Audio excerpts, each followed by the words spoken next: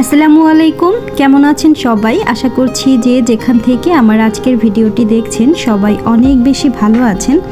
আলহামদুলিল্লাহ আমরাও বেশ ভালো আছি। আরও একটা নতুন লাইফস্টাইল ভিডিওতে সবাইকে আমন্ত্রণ জানাচ্ছি। আশা করছি আমার আজকের ভিডিওটিও আপনাদের কাছে বরাবরের মতোই ভালো লাগবে। ভালো লেগে থাকলে প্লিজ ভিডিওতে ছোট্ট একটি লাইক দিয়ে ভিডিওটি কন্টিনিউ করবেন।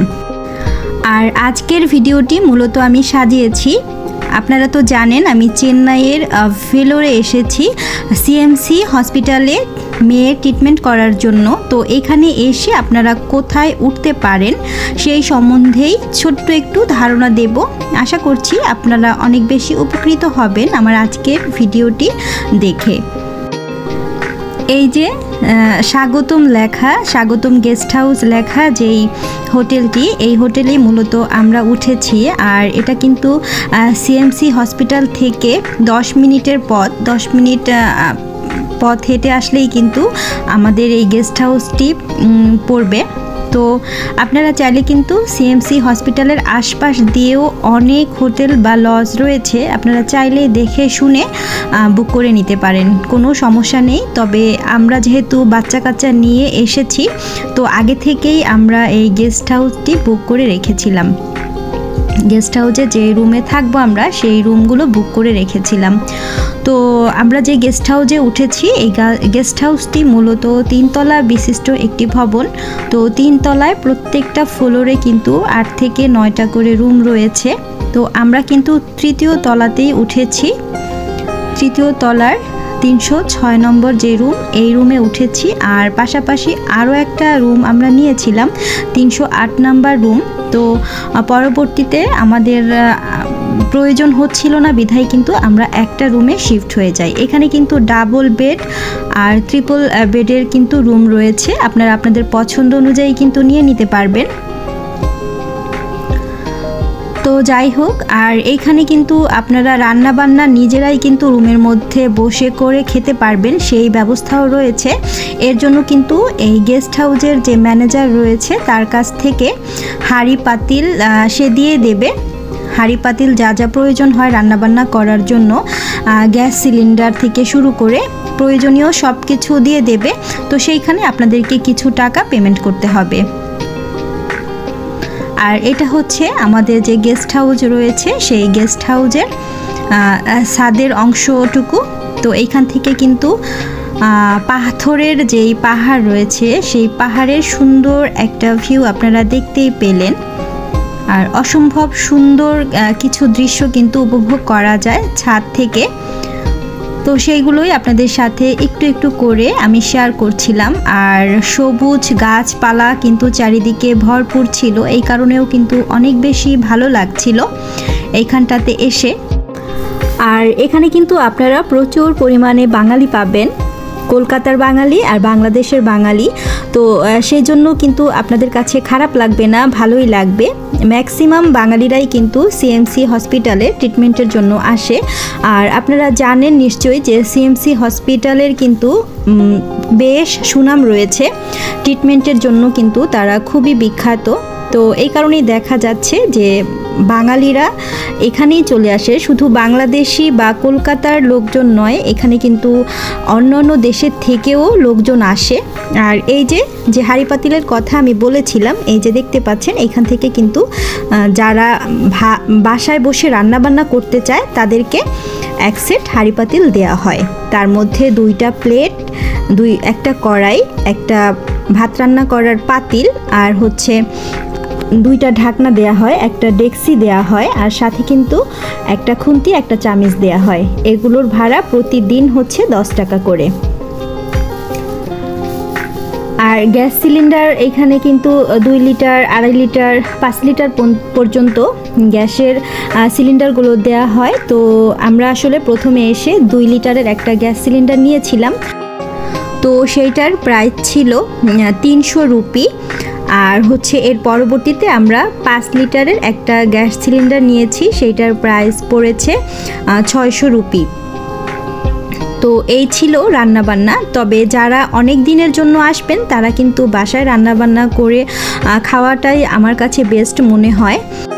আর এখানে কিন্তু আপনারা একদম ফ্রেশ খাবারগুলো পাবেন, একদম প্রতিদিনের খাবারটা তারা কিন্তু প্রতিদিনই মাছ মাংস থেকে শুরু করে সব কিছুই একদম তাজা তাজা বিক্রি করে থাকে। তো সেই থেকেও দেখা যায় যে আপনাদের জন্য অনেক বেশি ভালো হবে। প্রতিদিনের বাজার আপনারা প্রতিদিন করে নিয়ে রেগুলার রান্নাবান্না করে খেতে পারবেন। আর আরেকটা জিনিস হচ্ছে, আপনারা যারাই বাংলাদেশ থেকে আসবেন এখানে ট্রিটমেন্টের জন্য তাদের উদ্দেশ্য করে বলছি, আপনারা বাংলাদেশ থেকে আসার সময় অবশ্যই চেষ্টা করবেন একটু মশলা নিয়ে আসার জন্য। কারণ এইখানকার যেই মশলা তারা ইউজ করে সেই মশলাটা কিন্তু আমরা একদমই খেতে পারবো না, আমাদের কাছে ভালো লাগবে না। তাই আপনারা হলুদ, মরিচ, ধনিয়া, জিরা এই সমস্ত গুঁড়ো মশলাগুলো নিয়ে আসার জন্য ট্রাই করবেন।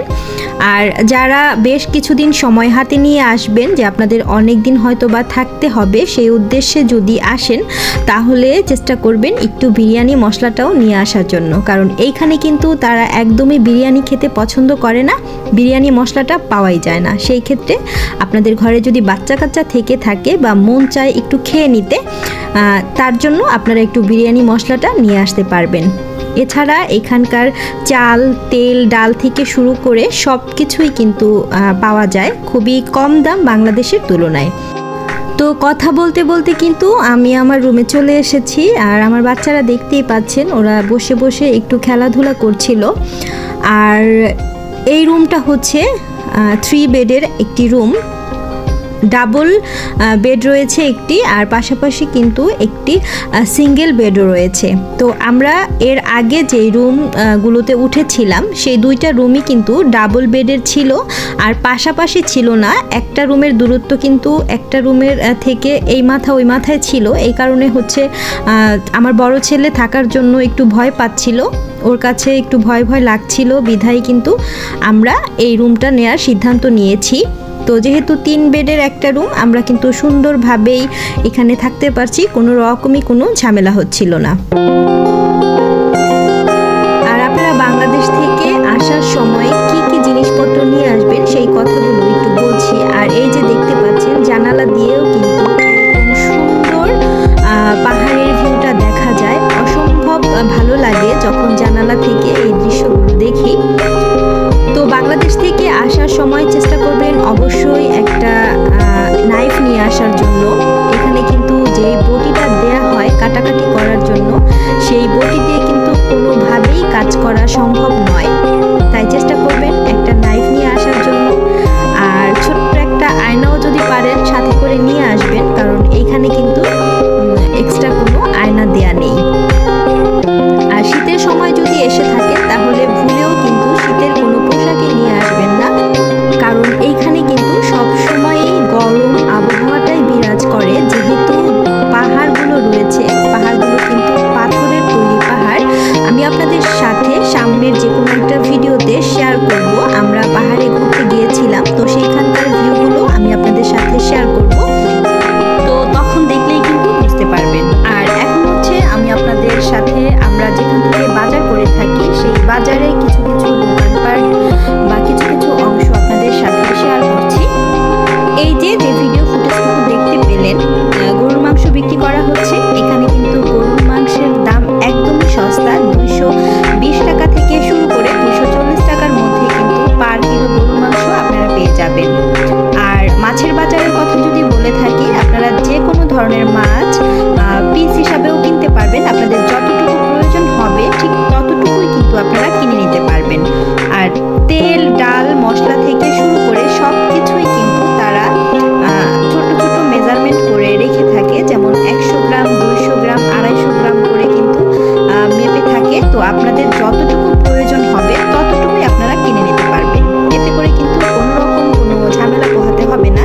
এই দিকটা কিন্তু আমার কাছে বেশ ভালো লেগেছে, কারণ হচ্ছে এখানে কিন্তু আমরা কেউই স্থায়ীভাবে থাকার জন্য আসিনি। আর এখানে যারাই বাজার করে থাকে তারা ম্যাক্সিমামই এখানকার যাযাবরের মতো, কারণ ট্রিটমেন্টের জন্যই কিন্তু ম্যাক্সিমাম মানুষগুলো এসেছে। যত বিল্ডিংগুলো দেখতে পাচ্ছেন আশেপাশে সবই কিন্তু হোটেল, লজ বা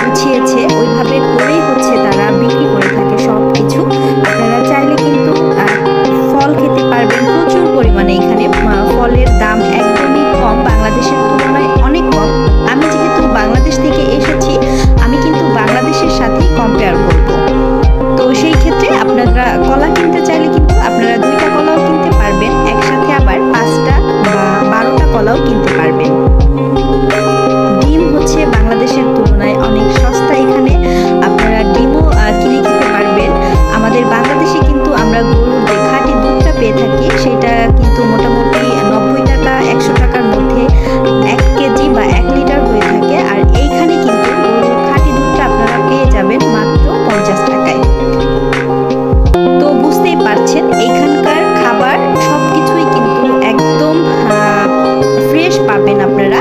তো সকাল সকাল একটু বাজার করে নিলেই কষ্ট করে আপনারা কিন্তু ফ্রেশ খাবারটা পেয়ে যাবেন। এরপরে বেশ কিছুটা সময় কিন্তু পেরিয়ে গিয়েছে, আমি ভিডিওটা আর বেশি বড় করছি না।